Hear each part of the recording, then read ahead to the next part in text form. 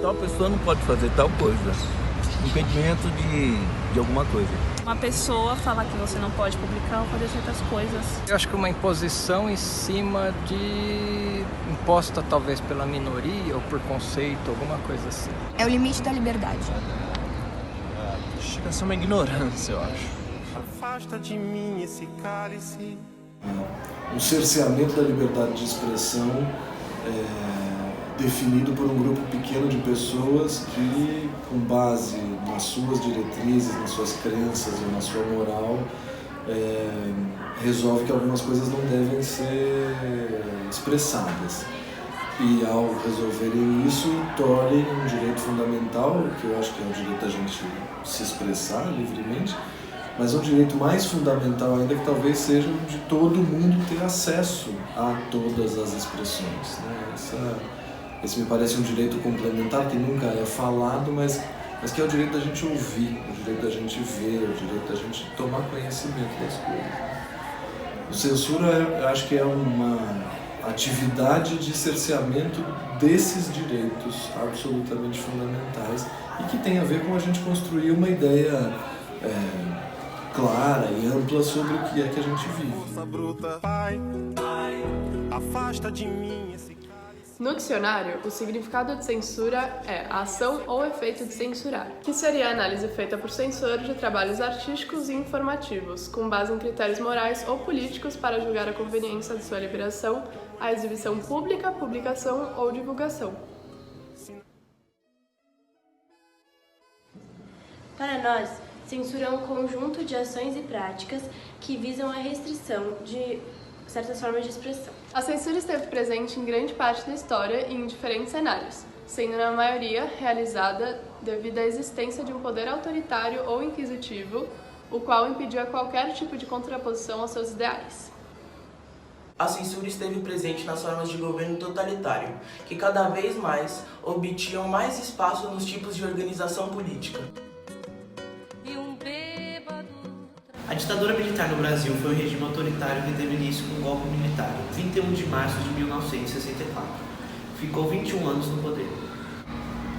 Apesar dos militares já chamarem de regime militar, características tais como pouca democracia, por causa das eleições indiretas, protestos proibidos e imprensa censurada, além do duplo partidarismo, podem categorizar como ditadura. Depois do golpe de 1964, o modelo político visava fortalecer o poder executivo.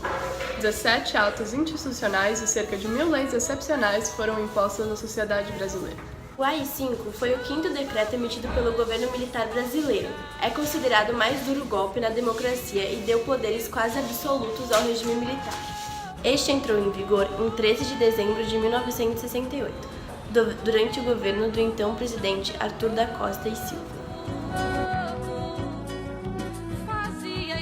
Quinto ato institucional concedia ainda mais poder às autoridades de diversos meios. Estes obtinham então de forma institucional, entre outros poderes, proibir manifestações populares de caráter político, impor a censura prévia para a imprensa e as diversas formas de arte como livro, peças de teatro e as músicas.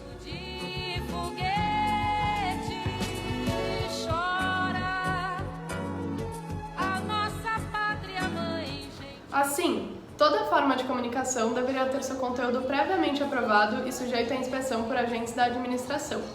Obviamente, muitos materiais foram censurados. O meio artístico da época foi totalmente marcado pela censura, e temos como exemplo disso muitas músicas que foram censuradas, como por exemplo, pra não dizer que eu não falei das Flores, de Geraldo Vandré, Cálice, do Chico Buarque com Gilberto Gil, Cruel, Cruel, Esquizofrenético Blues, do Blitz, Comportamento Geral, do Gonzaguinha, Tiro ao Álvaro, de Adoniran Barbosa, Vaca Profana, do Caetano Veloso com a Gal Costa, Os 12 Pares de França, de Toquinho, Eu Quero Botar Meu Bloco na Rua, de Sérgio Sampaio, e O Bêbado e o Equilibrista, de Edir Blanc com João Bosco, interpretado por Elis Regina. Nesse período da ditadura militar tinha umas atividades de censura com músicas, por exemplo, que deixam bem evidente, se vocês procurarem, vocês vão encontrar isso, documentos da censura dos censores registrando por que eles acham que determinada música não deve ser gravada, nem distribuída e tal. E aí você vai ver essas músicas, são músicas que eventualmente falam de racismo, por exemplo. Elas não falam necessariamente de comunismo, ou que era, né, para os militares a grande ameaça que estava presente na década de 60, 70. Não é disso que está tratando de desigualdade social, de racismo, de opressão da mulher. E isso tudo passava dentro desse crivo, desse pequeno grupo de pessoas que eram os censores e seu comando, por um filtro dizendo assim, não, isso não pode ser dito. As pessoas não podem ter acesso a esse tipo de problema. E ao não ter acesso a esse tipo de problema, a gente deixa de conhecer uma parte importante da nossa realidade. Na imprensa, por exemplo, algumas publicações simplesmente deixavam espaços em branco, ou como em casos relatados, com receitas culinárias no lugar. Isso era uma constante forma de bular a censura e passar mensagens a partir dela. Os militares no poder procuraram sempre atuar a partir de uma legalidade autoritária. Mas para combater qualquer um que contestasse o regime mais diretamente, os chamados subversivos, não deveria haver limite jurídico, ético ou moral. Assim, principalmente a partir de 1968, o Estado brasileiro patrocinou uma repressão ao mesmo tempo legal e ilegal, baseada em censura, vigilância, tortura sistemática, prisões ilegais e desaparecimento. Vem, vamos embora, esperar não é saber. Quem sabe faz a hora, não espera acontecer. Vem, vamos embora, que esperar não é saber. Quem sabe faz a hora, não espera. A censura também apareceu em outros contextos históricos, como no nazismo. O nazismo foi um sistema político totalitário que vigorou na Alemanha no século XX, entre 1933 e 1945, junto aos problemas deixados pela Primeira Guerra Mundial. Este movimento também controlava todo tipo de comunicação, e um forte exemplo da censura no nazismo foi a grande queima de livros que aconteceu no dia 10 de maio de 1930. Tudo que fosse crítico ou desviasse dos padrões impostos pelo regime nazista foi destruído. Centenas e milhares de livros foram queimados no auge da campanha iniciada no Diretório Nacional de Estudantes.